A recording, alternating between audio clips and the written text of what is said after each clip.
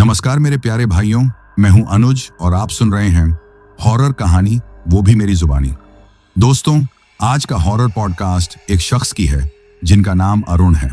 तो चलिए अब यह कहानी अरुण जी के नजरिए से सुनते हैं। लेकिन उससे पहले मैं आप लोगों को कुछ बताना चाहता हूं कि मैंने आज अपना फेस रिवील किया है एक नए चैनल पर और मैंने डिस्क्रिप्शन में लिंक दिया है। तो आप लोग इस वीडियो को देखने के बाद उस वीडियो को जरूर देखिएगा और साथ में चैनल को सब्सक्राइब करके अपना सपोर्ट जरूर दिखाइएगा। तो अब ज्यादा समय नहीं लेते हैं, चलिए कहानी की शुरुआत करते हैं। नमस्कार दोस्तों, मेरा नाम अरुण शर्मा है और मेरी उम्र 28 साल है। मैंने अपनी जिंदगी ज्यादा किसी रंगीन सपने में नहीं बिताई, बल्कि जिम्मेदारियों के बोझ में बिताई है। मैं एक हिंदू परिवार में पैदा हुआ। मेरे पिताजी कमलेश शर्मा पुलिस में छोटे पद के सिपाही थे।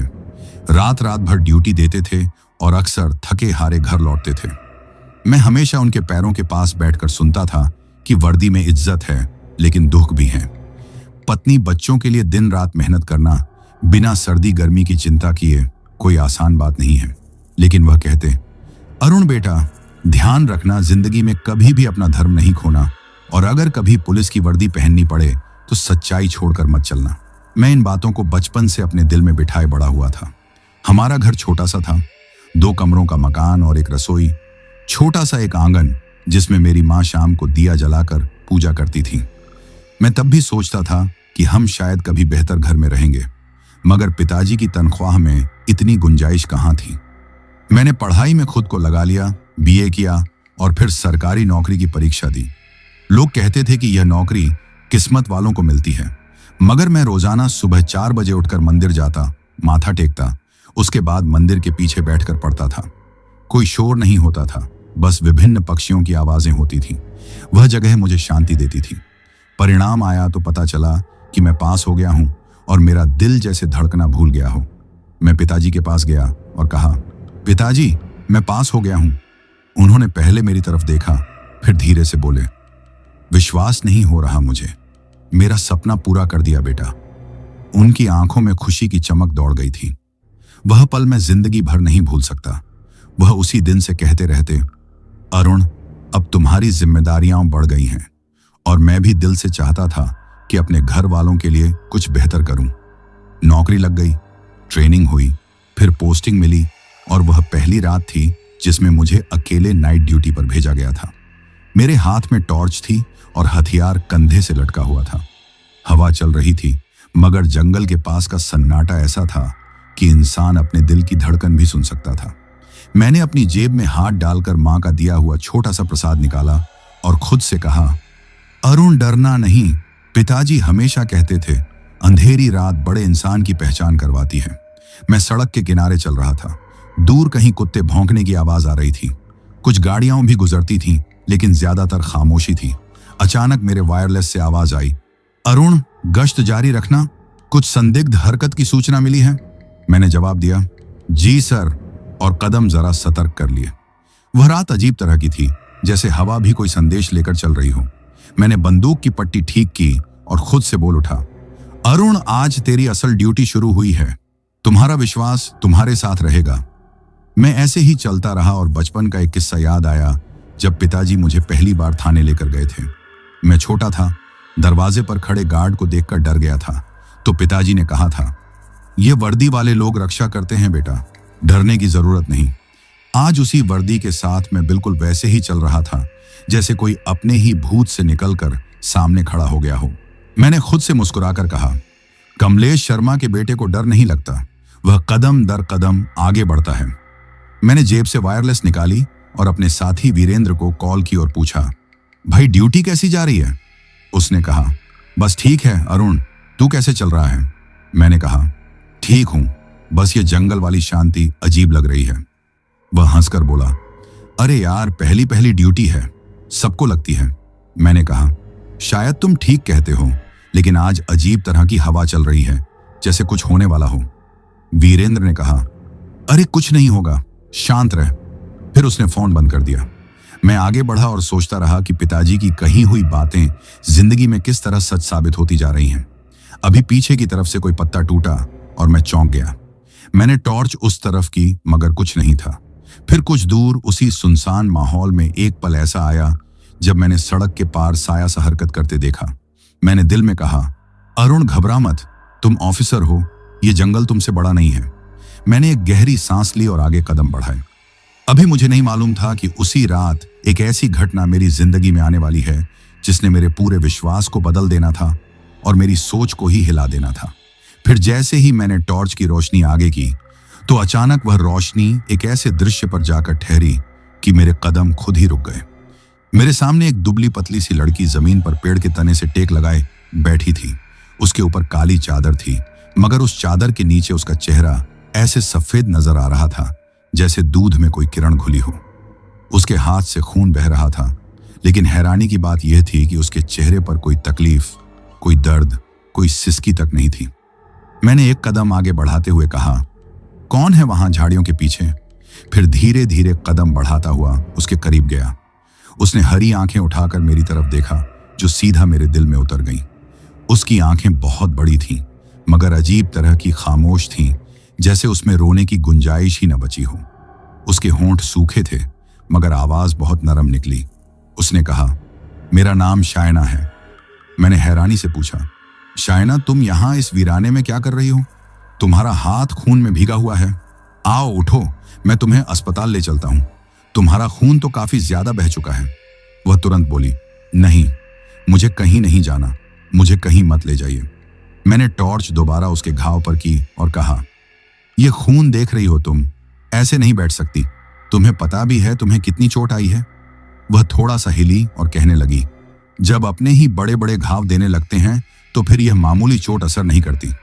आप मेरी चिंता ना करें, वैसे भी मैं अपने ताऊजी के अत्याचार से भागी हूं। जब मेरे अपनों ने ही मेरी परवाह नहीं की तो फिर आप तो एक पराये हैं, मेरी परवाह ना करें। मैं उससे कहने लगा, आखिर ऐसी क्या वजह थी कि तुम्हारे अपनों ने तुम्हें यूं बेसहारा छोड़ दिया है? वह गुस्से से मेरी तरफ देखते हुए चीखने लगी। वह मेरी शादी एक बहुत बूढ़े आदमी से करना चाहते थे। अगर वह कोई शरीफ होता तो भी बात ठीक थी, लेकिन वह तो एक नशेड़ी बुढ़ा था जो मेरी सुंदरता पर मर मिटा था। मैंने इनकार किया तो उन्होंने मुझे बहुत मारा। मैं उस घर में सांस नहीं ले पा रही थी। मैं वहां से भागती हुई निकली और यहां तक आ गई। मैंने उसकी बात सुनी और पास बैठकर पूछा, तुमने पुलिस को क्यों नहीं बताया? उसने सरना में हिलाया और कहा, पुलिस पर कौन विश्वास करेगा? मैं तो घर से भागी हुई लड़की हूं ना। लोग यही कहेंगे कि मैं चरित्रहीन हूं या जिद्दी हूं। मैंने कहा, नहीं, ऐसा नहीं होता। सब लोग एक जैसे नहीं होते। देखो, मैं पुलिस ऑफिसर हूं और मैं तुम्हें कह रहा हूं कि तुम सुरक्षित हो। अब तुमको बस मेरे साथ चलकर अपना इलाज कराना है। वह थोड़ा चुप रही, फिर कहने लगी, अरुण जी, मुझे डर लगता है। मैंने उसका नाम सुनते ही चौंक कर कहा, तुम्हें मेरे नाम का कैसे पता चला? वह कुछ पल रुकी, फिर बोली, वह तुम्हारी वर्दी पर लिखा हुआ है। मैंने एक लंबी सांस ली और कहा, अच्छा अब चलो, वरना ज्यादा खून बह जाएगा। उसने हल्का सा हाथ उठाया, लेकिन जैसे हाथ में जान ही न थी। मैंने उसके हाथ के नीचे हाथ रखकर कहा, ठीक है, आराम से उठो। पर वह जैसे खड़ी होते ही दोबारा थोड़ा झूल गई। उसका शरीर इतना कमजोर था कि लगता था अभी हवा चलेगी तो वह गिर जाएगी। मैंने उसे थामते हुए कहा, कुछ खाया है आज? वह धीरे से बोली, सुबह एक रोटी खाई थी, उसके बाद कुछ नहीं मिला। मैंने कहा, इस हालत में भागकर यहां तक आना भी बड़ी बात है, मगर फिर भी तुम ऐसे बेदर्द कैसे बैठी थी? तुम्हें कोई तकलीफ नहीं हो रही? उसने मेरी तरफ पल भर देखा और कहा, दर्द कभी कभार शरीर से ज्यादा दिल में होता है अरुण जी। जब दिल का दर्द ज्यादा हो तो शरीर का दर्द महसूस नहीं होता। मैं इस जवाब पर कुछ पल खामोश हो गया, क्योंकि उसकी आवाज में ऐसी शांति थी जैसे वह कोई आम लड़की ना हो, जैसे वह बहुत पुरानी थकान, बहुत पुराना दुख अपने साथ लिए बैठी हो। मैंने उसे सहारा देते हुए कहा, चलो शायना, अब यहां बैठना और ज्यादा खतरनाक है। जंगल के किनारे रात का वक्त है और तुम अकेली हो। वह चलते चलते बोली, मैं अकेली नहीं। अरे नहीं। वह तुरंत संभल गई और बोली, मेरा मतलब है कि मैं डरने वाली नहीं हूं। मैंने कहा, यह तो मैं देख ही रहा हूं, क्योंकि तुम्हारी तो यह हालत है और तुम फिर भी चीख तक नहीं मार रही। वह धीरे से हंस पड़ी। इस हंसी में भी अजीब सा खोया हुआ सन्नाटा था, जैसे वह किसी और दुनिया की आवाज हो। मैंने उसका हाथ थोड़ा मजबूती से पकड़ा और कहा, शायना, एक बात बताओ, तुम इतनी बहादुर कैसे हुई और तुम्हारी आंखों में इतनी गहरे घाव मिलने के बाद भी कोई आंसू नहीं है, जबकि लड़कियां तो हर छोटी छोटी बात पर आंसू टपकाने लगती हैं। जहां तक मैंने देखा है, ऐसा कैसे संभव है? उसके होंठ थोड़े से कांपे, फिर वह बोली, मैं शायद रो ही नहीं सकती अब। मैं थक गई हूं, रोकर भी क्या बदलना था। अपने ताऊ जी के अत्याचार से भाग आना ही मेरा इकलौता रास्ता था। मैंने उसे जीप के पास लाकर बिठाया और कहा, शायना, मैं वादा करता हूं तुम्हें कोई कुछ नहीं कहेगा। मैं तुम्हें अस्पताल लेकर जा रहा हूं। पहले इलाज कराएंगे, फिर तुम बताना चाहोगी तो आगे देखेंगे। उसने मुझे देखते हुए कहा, अरुण जी, मुझे विश्वास है आप पर। आप जैसे बोलते हो वैसे लोग कम होते हैं। मैंने कहा, विश्वास रखो, पर तुम यह भी समझो कि तुम अकेली नहीं हो। अब मैं हूं ना।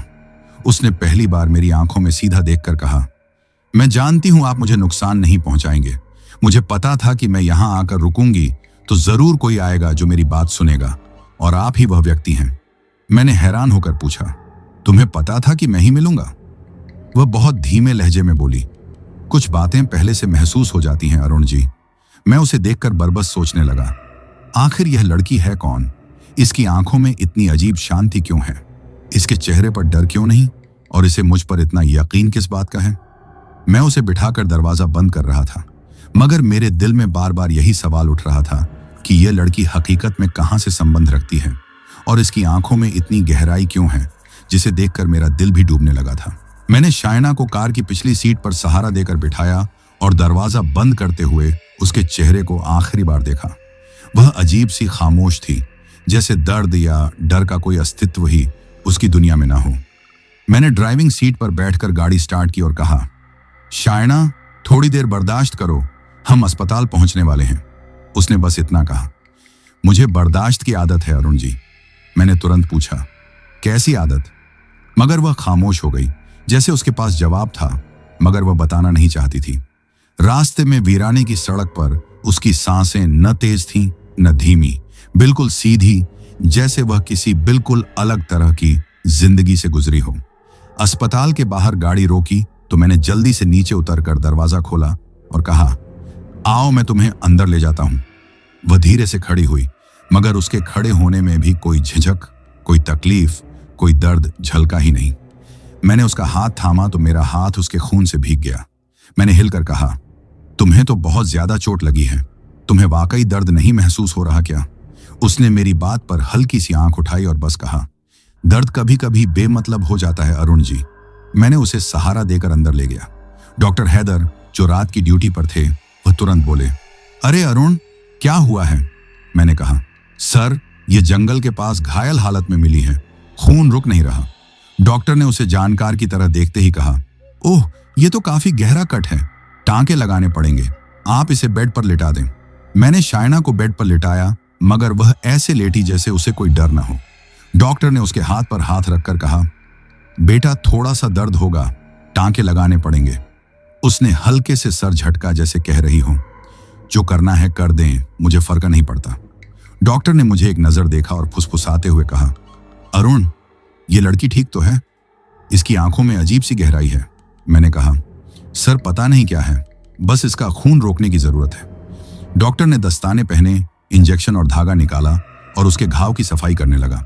मैं खड़ा देख रहा था, जैसे मेरा दिल हर चुभन पर कांप रहा हो। पहला टांका लगा, सुई उसके अंदर गई, खून किनारों से बह रहा था, मगर शायना की पलक तक न झपकी। मैंने चौंक कर कहा, शायना, दर्द हो रहा है क्या? उसने मेरी तरफ देखकर नरम लहजे में कहा, नहीं अरुण जी, दर्द तो शायद कहीं और छोड़ आई हूं। दूसरे टांके पर डॉक्टर रुक गया और कहने लगा, यह अजीब है अरुण, आम लड़की होती तो चीख पड़ती, हाथ झटक देती, मगर यह बिल्कुल शांत है। मैंने डॉक्टर से नजरें मिलाई तो उसने धीरे से कहा, तुम्हें यकीन है यह आम मरीज है? मैंने कहा, सर, मुझे खुद समझ नहीं आ रहा।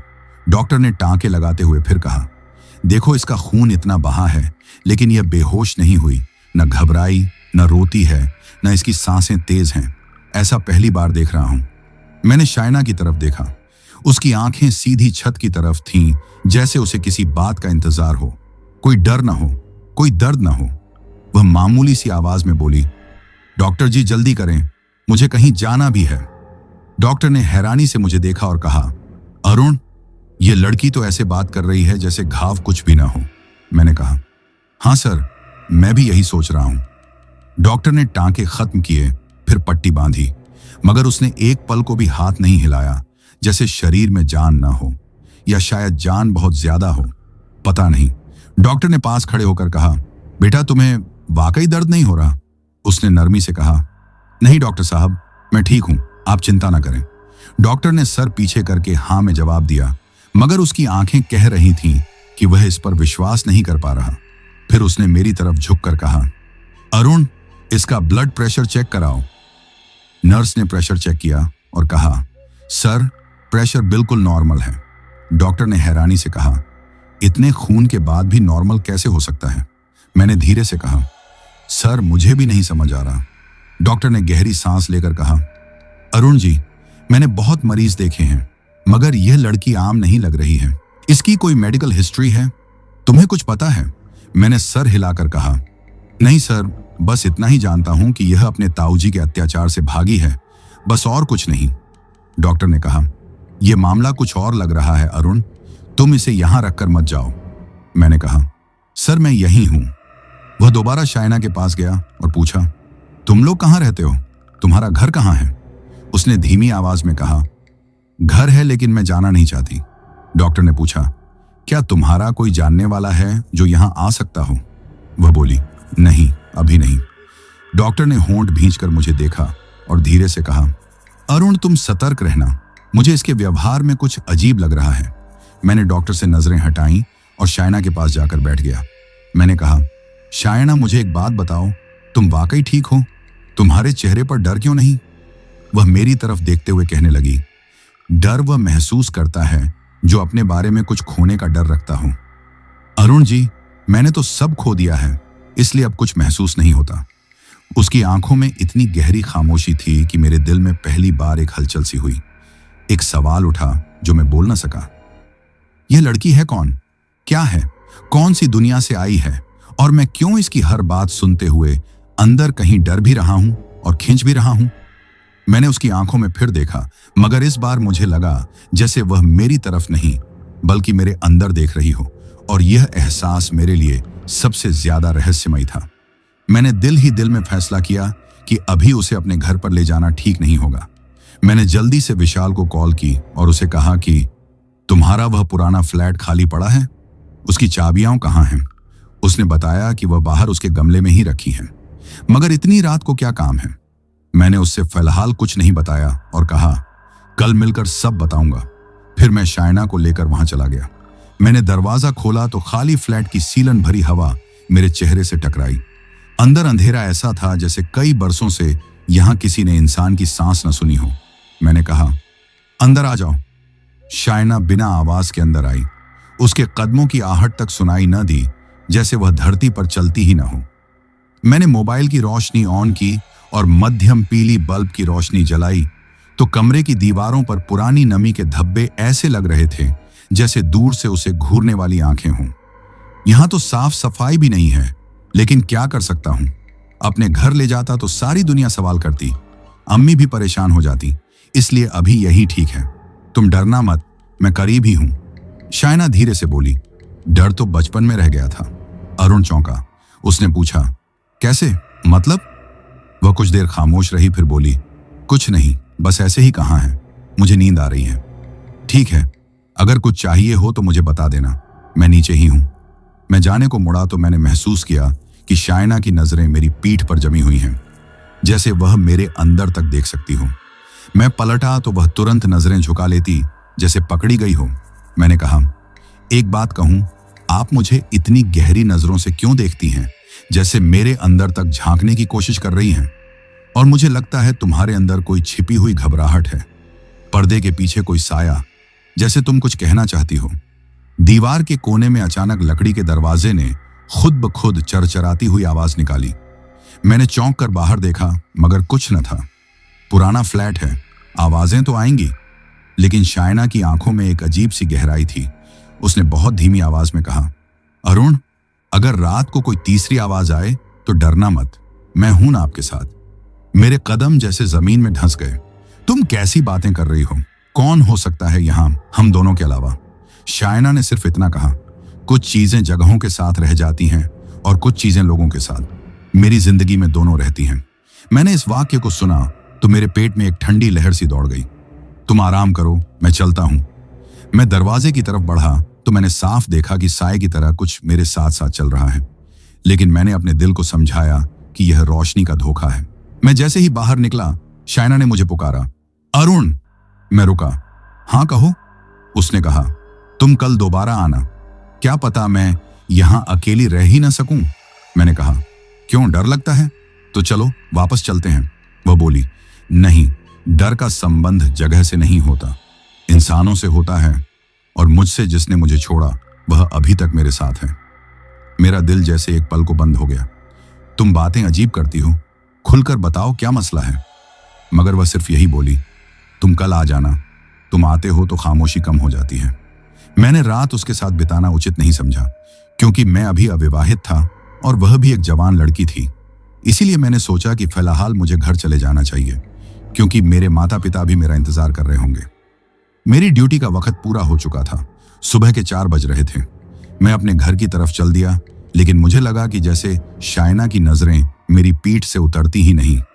मैं मुड़ा तो खिड़की के धुंधले शीशे के पीछे से मुझे शाइना का चेहरा दिखाई दिया, मगर अगले ही पल वह चेहरा मेरी नजर से गायब था, जैसे कभी था ही नहीं। मैं सोचता हुआ आगे बढ़ा कि शायद वह फ्लैट में अकेली होने के एहसास से परेशान है, लेकिन फिर मुझे एहसास हुआ कि खिड़की में जो चेहरा था वह शाइना का नहीं था। वह आंखें कहीं ज्यादा गहरी थीं, कहीं ज्यादा खाली थीं। मैं फ्लैट की तरफ दोबारा देखने की हिम्मत न कर सका। रात गहरी थी, मगर मेरे दिल में अजीब सा बोझ बढ़ता जा रहा था, जैसे आज पहली बार मुझे इस लड़की के अंदर छिपी खामोशी की असल जड़ नजर आई हो। जैसे वह खामोश मोहब्बत जो मैंने महसूस की थी, वह मोहब्बत नहीं, किसी और चीज की आहट हो। मैंने आसमान की तरफ देखा और खुद से कहा, यह लड़की कौन है और मैं इसे यहां छोड़कर क्यों आ रहा हूं? लेकिन कदम फिर भी रुकता न था और दिल कहता था कि कल वहां वापस जरूर जाऊंगा, क्योंकि शाइना की आवाज में वह कंपन थी जो इंसान को अपने ही डर की तरफ खींच लेती है। और शायद मैं पहली बार यह समझ रहा था कि इस लड़की को पनाह देना सिर्फ इंसानियत नहीं, एक जिम्मेदारी भी है। मगर कैसी जिम्मेदारी? यह सवाल मेरे दिमाग में पूरी रात सुलगता रहा, जैसे कोई अंदर बैठा बार बार कह रहा हो, अरुण, वह लड़की आम लड़की नहीं है। वह रात तुम्हारी जिंदगी की सबसे लंबी रात साबित होने वाली है। जैसे ही घर में दाखिल हुआ तो मां जाग गई थी। बेटा सब ठीक है, आज कुछ देर हो गई। मैंने कहा, हाँ मां, आज जरा कुछ और काम आ गया था, किसी की मदद करने गया था। मां ने कहा, जीते रहो बेटा, मेरी तो भगवान से एक ही प्रार्थना है कि अब तुम्हारा घर बसा हुआ देखूं। मां की बात पर अचानक से मेरे दिमाग में शाइना का चेहरा घूम गया। मैंने एक प्याली चाय की पी और वर्दी उतार के आम कपड़े पहनकर बिस्तर पर लेट गया। थोड़ी देर मेरे दिमाग पर शाइना के यादों का पहरा रहा और फिर नींद की वादी में उतर गया। सुबह जब आंख खुली तो 9 बज रहे थे। मैंने तुरंत नहा धोकर विशाल के फ्लैट का रुख किया, क्योंकि मैं जानता था कि वहां पर खाने पीने की कोई भी चीज मौजूद नहीं होगी और मुझे ही सारा प्रबंध करना पड़ेगा। जब विशाल के खाली फ्लैट की सीढ़ियां चढ़ रहा था तो मेरे दिल में एक अजीब सा बोझ था, जैसे रात भर सोचते सोचते दिमाग थक गया हो। मैंने खुद से कहा, अरुण, बस सीधे जाकर पूछ लेना कि वह कैसी है और फिर कम से कम उसे खाना तो लाकर देना है। लेकिन जैसे ही मैं दरवाजे के करीब पहुंचा, मुझे महसूस हुआ कि अंदर कोई जागा हुआ है। कदमों की हल्की सी छाप आ रही थी। मैंने धीरे से दरवाजा खटखटाया और अंदर से वही नरम सी आवाज आई, अरुण जी, आ जाइए।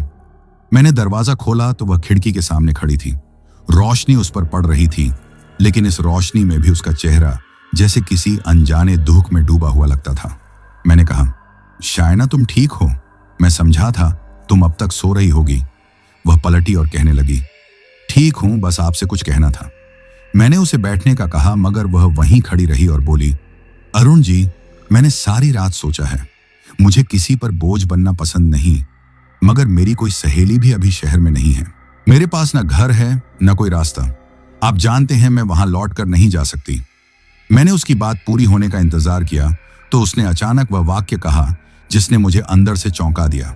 वह कह रही थी, अगर आप चाहें तो मुझे अपने घर रख लें, मैं किसी को भी कोई तकलीफ नहीं दूंगी, मैं कहीं कोने में रह लूंगी। मैं बोलती भी कम हूं और मैं कसम से कहती हूं कि मैं आपके घर में किसी की शांति नहीं बिगाड़ूंगी। उसने इतने यकीन के साथ यह बात कही कि कुछ पल मैं उसे देखता रह गया। उसकी आंखों में एक तरह की मासूम जिद थी। जैसे उसे यकीन ही हो कि मैं हाँ कह दूंगा। मैंने गहरा सांस लिया और कहा, देखो शायना, बात यह है कि मेरा घर बहुत छोटा है। माँ जी और पिताजी हैं, मेरी 4 बहनें हैं, सब साथ रहते हैं। वहां एक अनजान लड़की को रखना संभव नहीं है, तुम समझ सकती हो। उसने मेरी बात सुनी, लेकिन उसके चेहरे पर अजीब सा बदलाव आया। उसने होंठ भींचे और नजरें फेर लीं, जैसे उसे पहली बार किसी ने मना किया हो। मैंने एक कदम आगे बढ़कर कहा, देखो तुम गलत ना समझना, मेरी नीयत पर शक न करना, मैं सिर्फ हालात बता रहा हूं। लेकिन उसने जवाब दिया, मैं कुछ गलत नहीं समझ रही अरुण जी, मगर आपके लहजे में कुछ ऐसा है जैसे आप मुझे अपने करीब रखने से डर रहे हैं। क्या मैं इतनी बुरी लगती हूं? मैंने तुरंत कहा, नहीं बिल्कुल नहीं, ऐसी बात नहीं।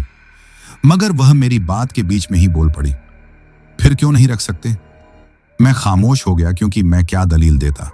मैं खुद समझ नहीं पा रहा था कि वह क्यों मेरे घर जाने पर इतनी अड़ी हुई है। मैंने उसे कहा, देखो तुम विशाल के फ्लैट में बिल्कुल सुरक्षित हो, मैं रोज चेक करता रहूंगा। जब तक तुम्हारी सहेली आ नहीं जाती तुम यहां रह सकती हो। लेकिन वह एकदम बैठ गई, जैसे उसकी टांगों से जान निकल गई हो। उसने सर झुकाकर कहा, मुझे ऐसा लगता है जैसे आप मुझे दूर कर रहे हैं, जैसे मैं इस दुनिया में अकेली हूं और आप भी मेरा सहारा नहीं बनना चाहते। उसके लहजे में एक ऐसी उदासी थी जो किसी आम इंसान की नहीं होती। मैं उसके पास बैठ गया और कहा, शायना, मैं तुम्हें दूर नहीं कर रहा, तुम्हें सुरक्षित रख रहा हूं। मेरा घर इस वक्त तुम्हें रखने के लायक ही नहीं है। लेकिन वह फिर भी हल्की सी नाराजगी के साथ बोली, आप नहीं समझेंगे, मैं वहां भी रह सकती थी, एक कमरे के कोने में, एक दरी पर। मुझे किसी चीज की जरूरत नहीं, मैंने सिर्फ इतना चाहा था कि मैं आपके आसपास रह सकूं। मुझे नहीं पता वह यह क्यों कह रही थी, लेकिन उसकी आंखों में वही अनजानी सी चमक थी, जैसे कोई उम्मीद टूटने पर पानी को रोकने की कोशिश कर रहा हो। मैंने नरम लहजे में कहा, देखो मैं वादा करता हूं कि तुम अकेली नहीं हो, मैं हूं, तुम्हारे साथ हूं, लेकिन अभी घर संभव नहीं।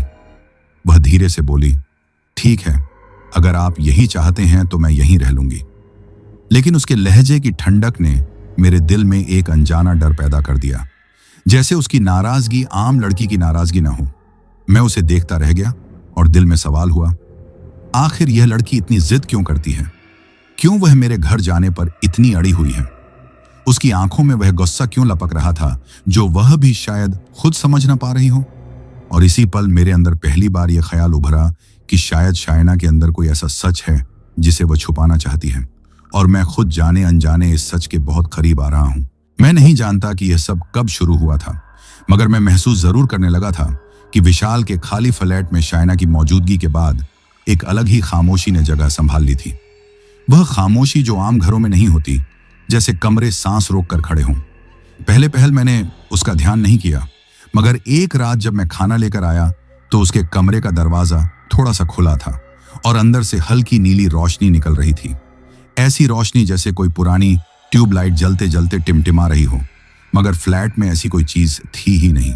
मैंने धीरे से आवाज दी, शायना। अंदर से कोई जवाब ना आया। मैंने दरवाजा धकेला तो वह खिड़की के पास खड़ी थी।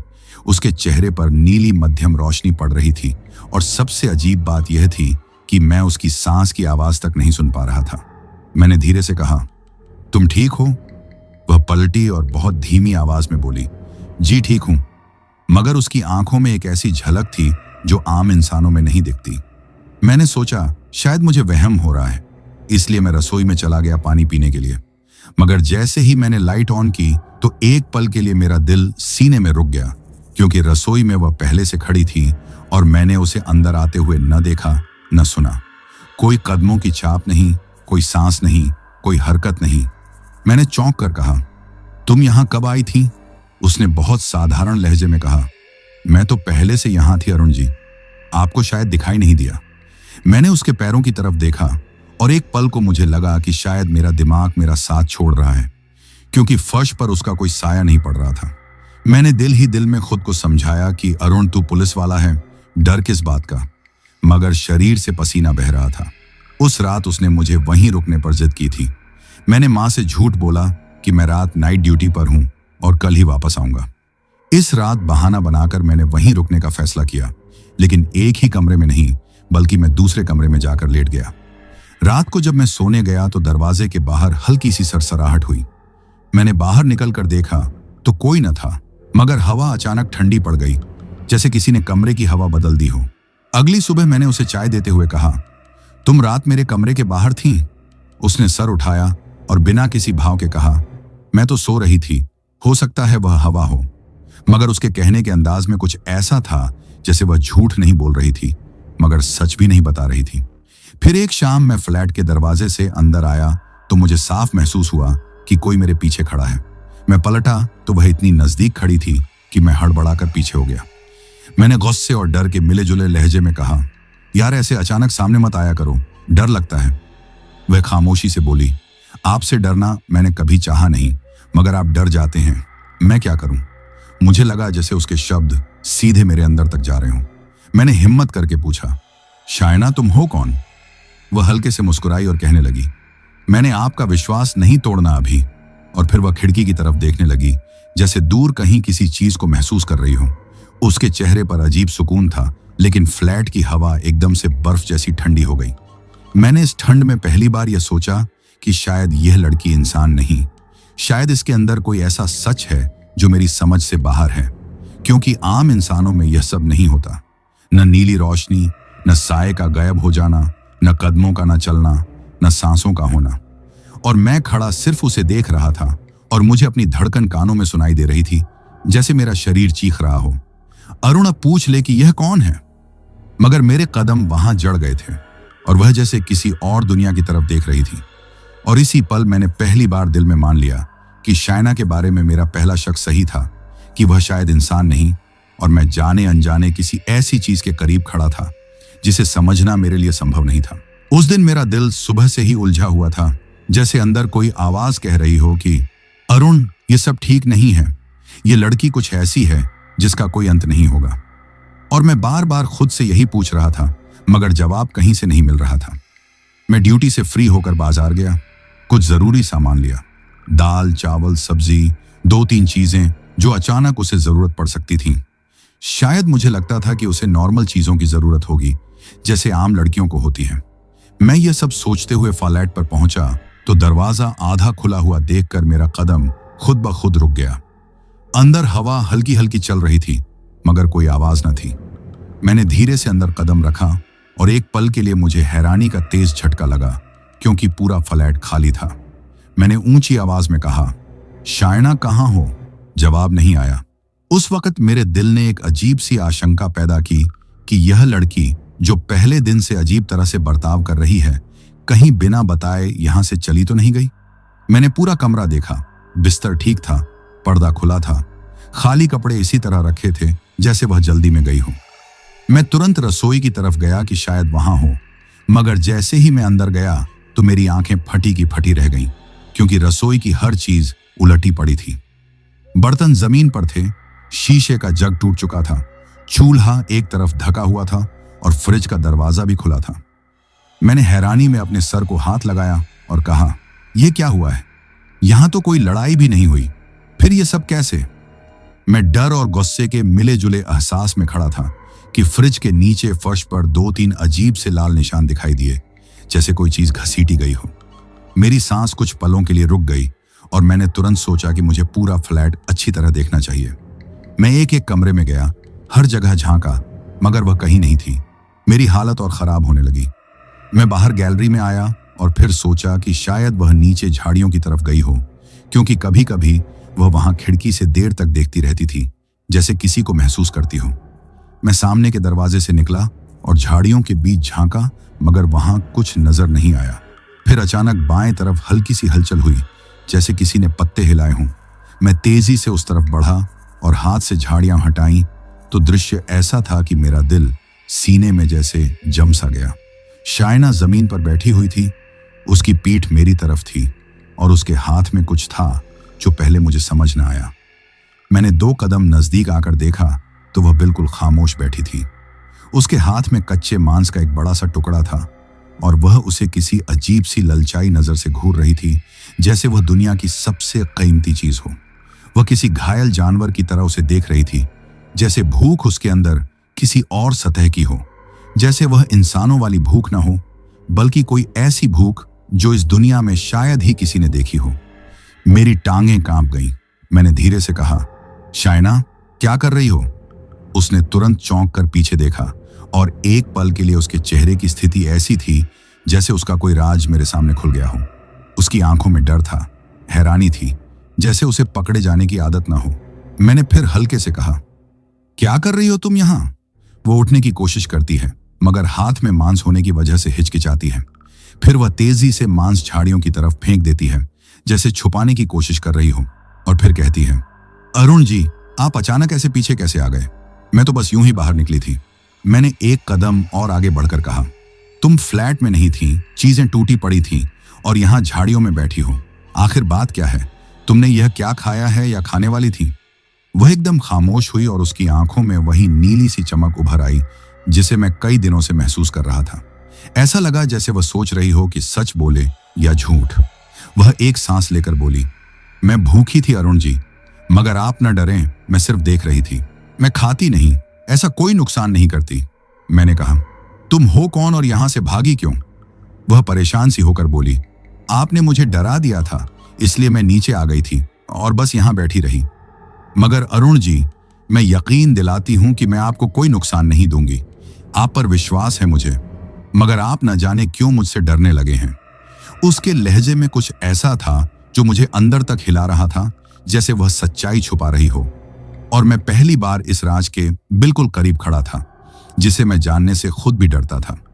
फिर भी मैं उसके चेहरे को देखता रहा, जो अब पहले से ज्यादा अजनबी लग रहा था, जैसे वह इंसान होने की कोशिश कर रही हो, मगर वह अंदर से शायद कुछ और हो। और मैं सोच रहा था कि मेरे सामने जो लड़की खड़ी है, उसके अंदर वह क्या भूख थी जो कच्चे मांस को भी इतनी शिद्दत से देख सकती थी, और आखिर इस सब का अंजाम क्या होगा? क्योंकि मैं इस कहानी के अंदर अब पूरी तरह फंस चुका था और वापसी का कोई रास्ता नहीं था। मैं वहीं झाड़ियों के पास जमा खड़ा रहा। मेरी नजरें उस कच्चे मांस के टुकड़े की तरफ थीं जो शायना ने तेजी से जमीन पर फेंक दिया था, और फिर उस लड़की के चेहरे पर, जहां डर, शर्म और एक प्राचीन भूख का मिश्रण था। मेरे अंदर का पुलिस ऑफिसर, जो तर्क और कानून पर विश्वास रखता था, एक तरफ खड़ा था, और मेरा इंसानी दिल, जो इस लड़की के दुख से पिघल चुका था, दूसरी तरफ। शायना, मैंने आवाज को ज्यादा से ज्यादा नरम रखने की कोशिश की। यह सब क्या है? तुम ये मांस क्यों घूर रही थी? और फ्लैट में यह सब किसने किया? वह मेरे करीब आई। उसकी चाल में वह अनजान खामोशी नहीं थी जो पहले होती थी, बल्कि एक हल्की सी कंपी थी। वह शायद कोशिश कर रही थी कि इंसान की तरह चले। उसकी नीली आंखों में नमी की एक ऐसी तह थी जो मैंने पहली बार देखी। ऐसा लगा जैसे वह सिर्फ इस बात पर शर्मिंदा नहीं थी कि उसे मांस के साथ पकड़ा गया है, बल्कि इस बात पर कि उसका राज मेरी आंखों के सामने खुल चुका है। अरुण जी, उसने बहुत धीमी आवाज में कहा, आप हमेशा पूछते थे कि मैं कौन हूं। मैं आपसे यह झूठ नहीं बोलूंगी कि मैं सिर्फ अपने ताऊ जी के अत्याचार से भागी हुई एक आम लड़की हूं। वह झूठ था जो मैंने खुद को भी यकीन दिला रखा था, ताकि मुझे जीने का कोई रास्ता मिल सके। उसने एक गहरी सांस ली। सच्चाई उसके होंठों पर कांप रही थी, मगर वह बोल पड़ी, मैं इंसान नहीं हूं। यह सुनकर मेरे शरीर में बिजली का एक झटका सा लगा। मुझे मालूम था, मेरा दिल यह सब कई रातों से जानता था, मगर इस सच को उसके मुंह से सुनना एक अलग अनुभव था। मेरे हाथ मेरी टॉर्च पर सख्त हो गए थे। तुम क्या हो? मेरा लहजा अब सिर्फ हैरानी का नहीं, डर का भी था। मेरा कोई नाम नहीं है, वह बोली, और उसकी आवाज में अब एक अजीब सी गूंज थी जो दिल को चीरती थी। हमें इस दुनिया के लोग थके हुए, भूखे या सिर्फ साए कहते हैं। हम वह हैं जो दो दुनियाओं के बीच फंस गए हैं, जो शरीर रखते हैं मगर आत्मा पूरी नहीं रखते, या यूं कह लें कि हमारी आत्मा का एक हिस्सा हमेशा किसी और दुनिया में भटकता रहता है। तुम्हें खून क्यों नहीं महसूस होता? तुम क्यों एक कमरे से दूसरे में पलक झपकते ही पहुंच जाती हो? और यह कच्चा मांस? मैंने सवालों की बौछार कर दी। वह जमीन पर बैठ गई और उसका चेहरा जमीन की तरफ झुक गया। यह सब उस भूख की वजह से है अरुण जी, एक ऐसी भूख जो शरीर को नहीं, आत्मा को खाती है। जो न मिले तो यह शरीर धीरे धीरे खाली होने लगता है। मेरा घाव यह ताऊ जी के अत्याचार का नहीं, यह उस भूख को दबाने की मेरी कोशिश का नतीजा था। यह घाव मेरे इस हम से भागने की निशानी है जो मेरे अंदर बैठा है। तो तुम्हारे रिश्तेदार, तुम्हारे ताऊ जी, वह मेरी दुनिया के वह लोग हैं जो इस भूख को दबाने की बजाय उसे स्वीकार कर चुके हैं। वह मुझे मजबूर करते थे कि मैं उनके रास्ते पर चलूं। वह चाहते थे कि मैं अपनी प्रकृति को पहचानूं और इंसानों को उस नजर से देखूं जिससे वह देखते हैं। मगर मैं नहीं चाहती थी। आपके साथ रहकर, आपकी सच्चाई, आपकी वर्दी का धर्म देखकर मेरा यह इंसान वाला हिस्सा जाग उठा था। उसने अपनी आंखें ऊपर की और वह अब बिल्कुल शायना लग रही थी, न कि वह भयानक साया जो उसके अंदर छुपा था। मैं सिर्फ एक बिगड़ी हुई भूखी आत्मा हूं, अरुण। उसकी यह बात सुनकर मेरा दिल पिघल गया। डर तो था, मगर उसकी कच्ची सच्ची बेबसी ने मुझे गहरा प्रभावित किया। मैं उसके पास बैठ गया, हालांकि मेरा हर अंग मुझे भाग जाने का कह रहा था। तुम मेरे करीब क्यों आना चाहती थी? मेरे घर क्यों? मैंने पूछा। वह मुस्कुराई, एक बहुत उदास मुस्कुराहट। आपके पिता ने आपको सच्चाई और धर्म पर चलने को कहा था ना। आपकी वर्दी का धर्म, वह आपके आसपास एक ऐसी रोशनी बनाता है जो हम जैसी चीजों को भगाती है। मैंने सोचा था कि अगर मैं उस रोशनी के आसपास रहूंगी तो यह भूख मर जाएगी, मैं एक आम इंसान बन जाऊंगी। मैंने पूरी रात आपकी सांसों की आहट को सुना है, अरुण। वह मुझे सुकून देती थी, और जब मैंने इनकार कर दिया, मैंने महसूस किया कि मेरा सहारा छूट गया। उस रात अंदर का वह जानवर जाग उठा था और वह यह जगह तबाह कर गया।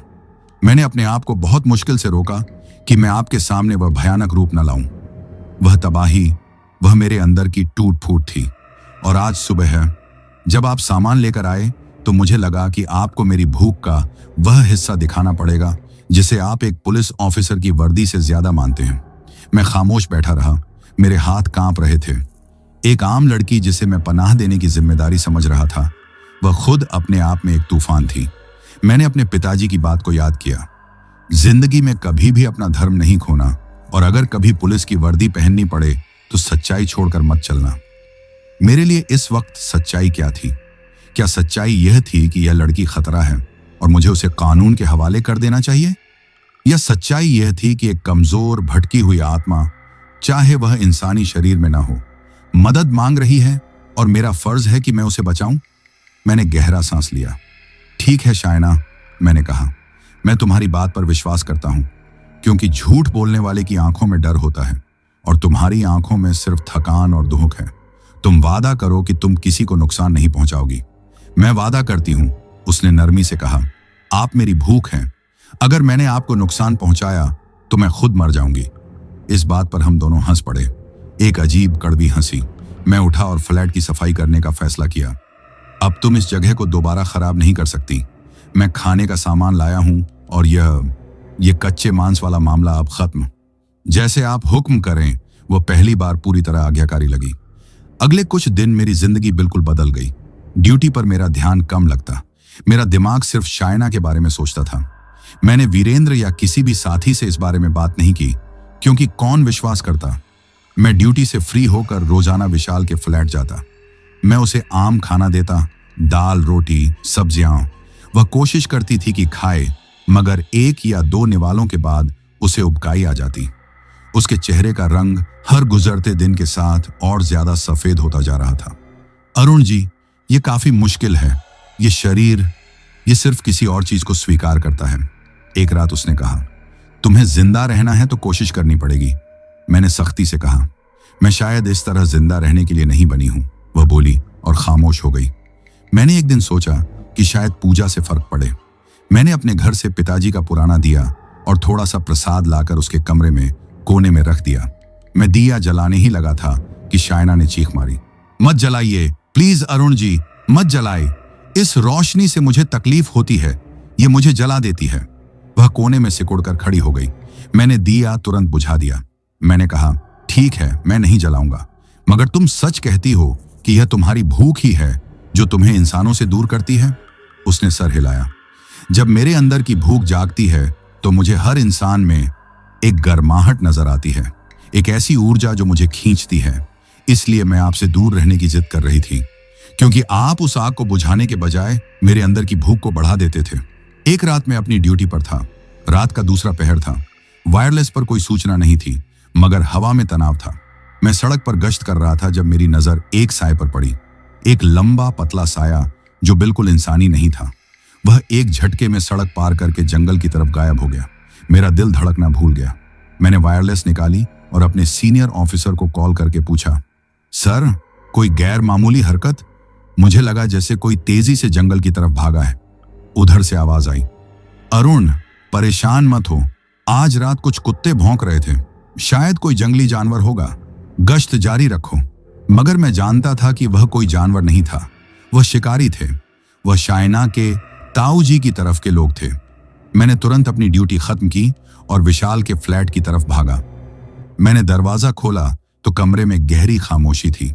शायना खिड़की के पास नहीं थी, बल्कि बिस्तर पर लेटी हुई थी और उसके हाथ में एक पुरानी धुंधली तस्वीर थी। वह तस्वीर मेरे पिताजी की थी, जो मेरी वर्दी की जेब में हमेशा रहती थी। मैंने कब खो दी मुझे पता ही नहीं चला। शायना, तुमने ये कब लिया? मैंने थोड़ा गुस्से से पूछा। वह डर कर उठी। माफ करना अरुण जी, मैंने सिर्फ देखना चाहा। मुझे आपके पिता की आंखों में वह सच्चाई नजर आई जो मुझे मेरी अपनी दुनिया में कभी नहीं मिली। वह मेरी दुनिया है, मैंने कहा और फिर नरम लहजे में पूछा, क्या तुमने किसी को देखा? कोई यहां आया था? उसका चेहरा तुरंत पीला पड़ गया। हाँ, मैंने महसूस किया है उनकी ठंडी आहट। वह मुझे तलाश कर रहे हैं। उनका ठंडा साया यहां से गुजरा है। वह मेरे ताऊ जी नहीं हैं अरुण जी, वह मेरे बड़े हैं, हमारे कबीले के सरदार। वह मुझे इस दुनिया में वापस ले जाना चाहते हैं जहां भूख ही धर्म है। वह क्या चाहते हैं? मैंने पूछा। वह मुझे एक ताकतवर इंसान के शरीर में दाखिल करना चाहते हैं, क्योंकि मेरा शरीर कमजोर हो रहा है। अगर मैंने अब भूख स्वीकार न की तो मेरा यह रूप मर जाएगा, और वह नहीं चाहते कि उनकी नस्ल का कोई भी अंश मरे। उस रात मैंने तय कर लिया कि मैं उसे अकेला नहीं छोड़ूंगा। मैंने दोबारा मां से झूठ बोला कि इमरजेंसी ड्यूटी है। मैं रात के वक्त वहीं एक कोने में बैठ गया, अपनी वर्दी में, हाथ में बंदूक लिए। शायना ने मुझसे कहा, आप सो जाइए अरुण जी। मैंने कहा, नींद उसके लिए होती है जिसे डर ना हो। आज मुझे डर है और मुझे अपने धर्म पर कायम रहना है। आपका धर्म क्या है अरुण जी? सच्चाई और सुरक्षा। आज मेरी सच्चाई तुम हो और मेरा धर्म तुम्हारी सुरक्षा करना। वह चुप हो गई और मैंने उसके चेहरे पर पहली बार एक संतुष्ट मुस्कुराहट देखी। रात करीबन 3 बजे का वक्त था। कमरे की ठंड अचानक इतनी बढ़ गई कि मेरे होंठ नीले पड़ गए। हवा में एक अजीब सी बू थी, जैसे किसी पुराने मंदिर की राख। मेरे शरीर में रगों में खून जमना शुरू हो गया और मैं जानता था कि वह आ चुके हैं। मैंने बंदूक उठाई और कहा, शायना, कमरे के दरवाजे के पीछे छिप जाओ। मैं आपको अकेला नहीं छोड़ूंगी अरुण जी, उसने कहा, मगर उसकी आवाज अब कमजोर नहीं थी। उसमें एक धातु सी गूंज थी। खिड़की का शीशा खुद ब खुद एक बार जोर से चरचरा कर टूटा और मैंने देखा कि बाहर 2 साएं खड़े हैं। उनकी आंखें आग की तरह दहक रही थीं, मगर शरीर बिल्कुल आम इंसानों की तरह थे। वह मेरे पिताजी के कद के थे, मगर उनका लिबास कई 100 साल पुराना लग रहा था। एक ने, जिसका चेहरा बहुत ठंडा था, हाथ में एक छड़ी सी उठा रखी थी और उसने मेरी तरफ देखते हुए कहा, इंसान, तुम एक भूखी आत्मा की रक्षा कर रहे हो और उसे हमारी प्रकृति को तबाह करने की इजाजत दे रहे हो।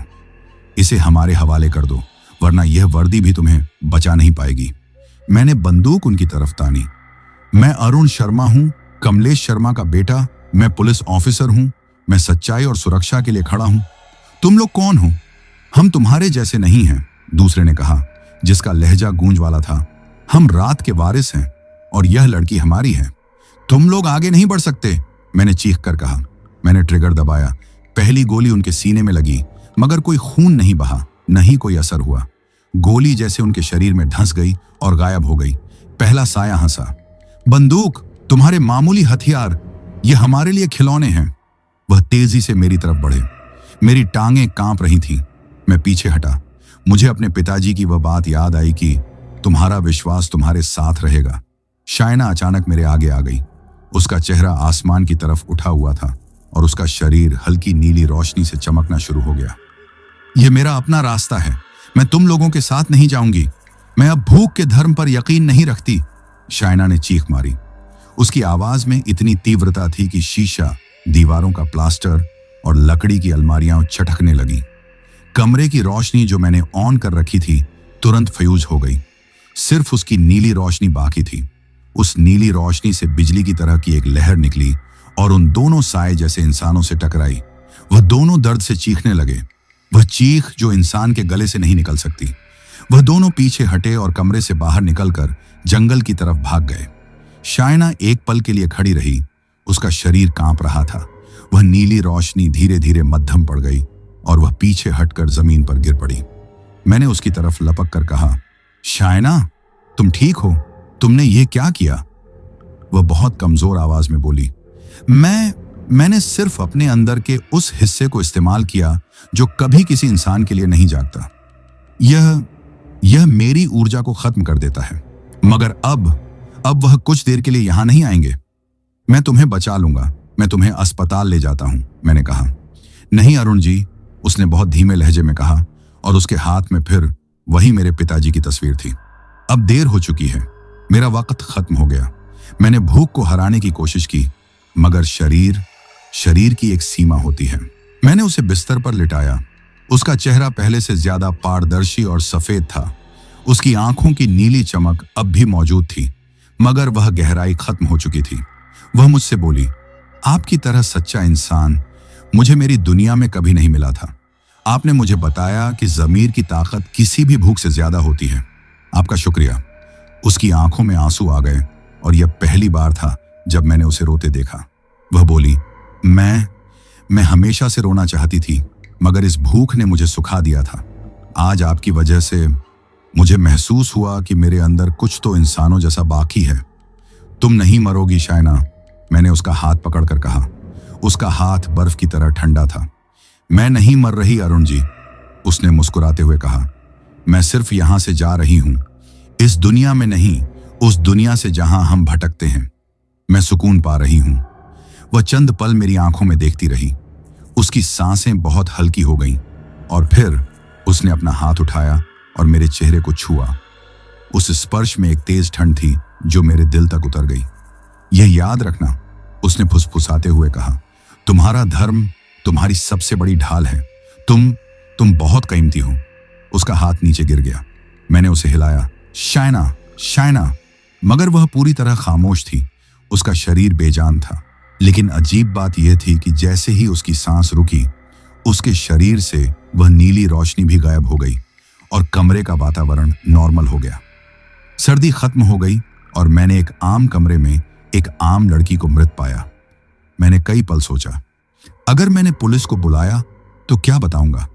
कि वह भूखी आत्मा थी जिसे साए आकर ले गए? कोई विश्वास नहीं करेगा। मैं फंस जाऊंगा और मेरी पूरी जिंदगी तबाह हो जाएगी। मैंने अपने पिताजी की तस्वीर उसके हाथ से निकाली और अपनी जेब में रख ली। फिर मैंने एक सख्त फैसला किया। मैंने डॉक्टर हैदर को फोन किया। सर, मैं अरुण बोल रहा हूं। वह घायल लड़की, वह फ्लैट में अकेली थी, वह दम तोड़ चुकी है। डॉक्टर हैदर अस्पताल पहुंचा। कागजी कार्रवाई हुई। पुलिस को यही बताया गया कि वह लड़की जो अपने ताऊजी के अत्याचार से भागी थी, ज्यादा खून बहने और अंदरूनी कमजोरी की वजह से देहांत मृत्यु कर गई। चूंकि उसकी कोई पहचान नहीं थी, इसलिए मामला जल्द खत्म हो गया। मैंने विशाल के फ्लैट को दोबारा साफ कराया। आज मैं एक सीनियर पुलिस ऑफिसर हूं। मेरा घर बेहतर है, मेरी मां खुश है, मेरे पिताजी अब भी वर्दी में मेरा गर्व देखते हैं। मगर मेरी जिंदगी में अब भी वह खामोशी है जो शायना छोड़कर गई थी। मैं अब भी रात को गश्त पर निकलता हूं, मगर मेरी आंखें सिर्फ सड़क पर नहीं होती। मैं जानता हूं कि दुनिया सिर्फ वह नहीं है जो हमें नजर आती है। मैंने एक ऐसे सच का सामना किया जो मेरे विज्ञान और वर्दी के ज्ञान से बाहर था। मैंने सच्चाई और धर्म को निभाया, मगर मुझे यह भी मालूम हुआ कि कभी कभी सुरक्षा का मतलब है किसी को सुकून से जाने देना। मैंने कभी अपना धर्म नहीं खोया।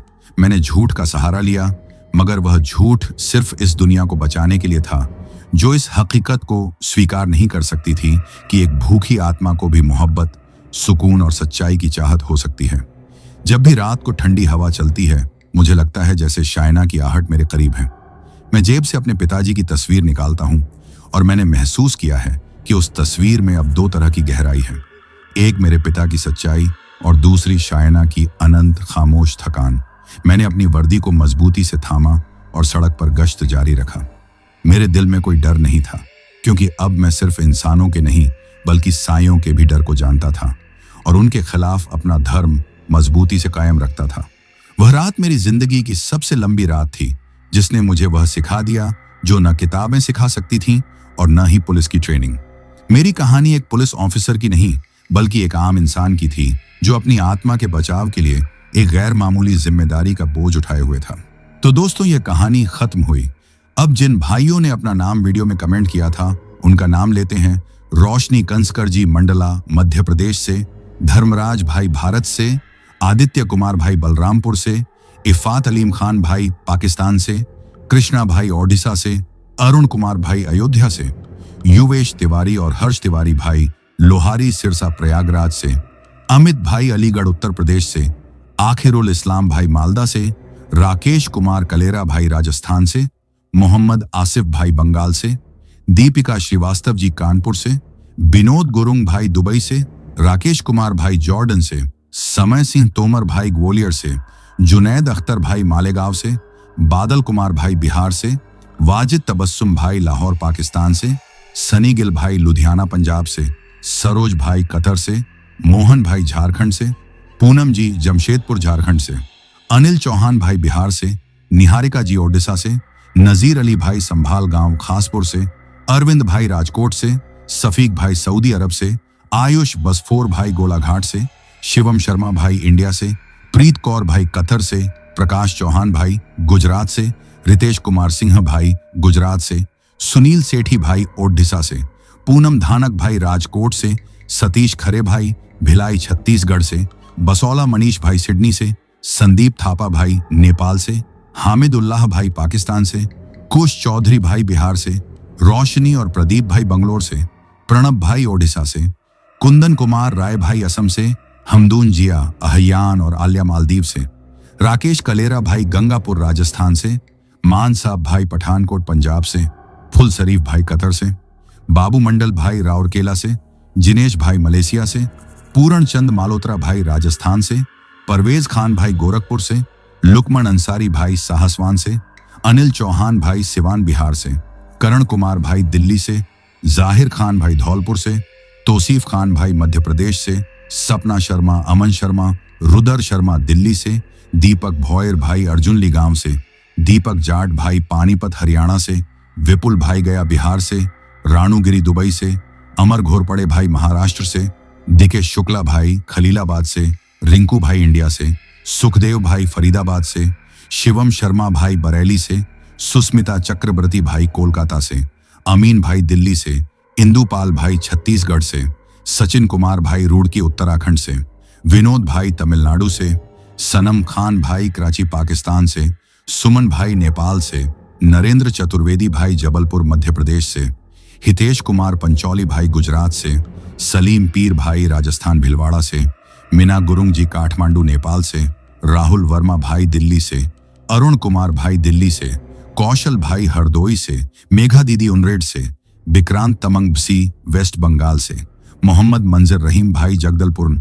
छत्तीसगढ़ से, राजेश कलेरा भाई राजस्थान से, रांची विनोद भाई नगला डैम से, ललतेंदु प्रधान भाई ओडिशा से, कुसुम मिश्रा जी छत्तीसगढ़ से, प्रिया कौर जी दिल्ली से, शंकर भाई बरगाह ओडिशा से, कारण कुमार भाई बिहार से, कुशवाह शनि भाई अहमदाबाद से, सुब्रात किशन भाई गांधी चौक से, इफ़ात अलीम भाई लाहौर पाकिस्तान से, मंगा भाई पंजाब से, शेख मोइन भाई महाराष्ट्र से, अनस चौधरी भाई महाराजपुर गाजियाबाद से, अनुराग कश्यप भाई दुबई से, महेंद्र सिंह भाई दिल्ली से, सियाराम कुमार भाई नेपाल से, अरविंद गीताबेन रिंकल दीप सोनल और स्वरा राजकोट से, संजय सिंह सूर्यवंशी भाई भारत से, प्रमोद कुमार भाई जबलपुर मध्य प्रदेश से, मनीष जैन भाई दिल्ली से, ताना अनिया अरुणाचल प्रदेश से, उषा अग्रवाल जी हैदराबाद से, विकास बागदी भाई भारत से, कुका भाई ओडिशा से, अवनीत जानवी और मानसी पंजाब से,